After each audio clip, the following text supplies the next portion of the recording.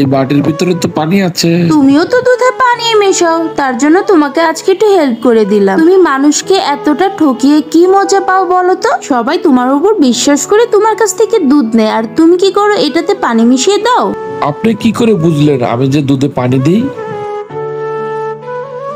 দেখ কিভাবে পানি মিশাচ্ছে। আমরা যার কাছ থেকে দুধ নিই সে বালতি বালতি পানি মিশাচ্ছে, তাহলে এই দুধে কি আর কোনো পুষ্টিগুণ থাকে তুই বল?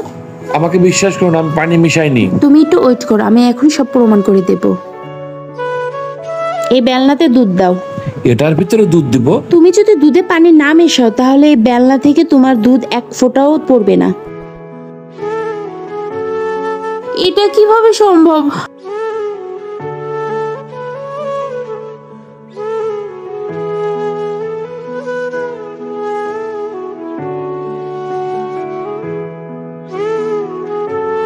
আমি এই ডামের ভিতরে পানি মিশাইনি, আমি পানি দিয়ে ডামটারে পরিষ্কার করতেছিলাম। আমরা সবসময় চোখে যা দেখি তা সত্যি হয় না, তার পিছনে কিছু কাহিনী রয়ে যায়, আর বিশ্বাসেই সবকিছু হয়। আপনারা যদি আমাকে বিশ্বাসই না করেন তাহলে আমার কাছ থেকে আর দুধ নেওয়ার দরকার নেই। যেখানে ভালো পান সেখান থেকে দুধ নিন। একটা কথা মনে রাখবেন, আমরা গরিব হতে পারি কিন্তু কাউকে ঠকিয়ে ইনকাম করি না। এই সব দুধওয়ালার জন্য লাইক এবং সাবস্ক্রাইব করে যাবে।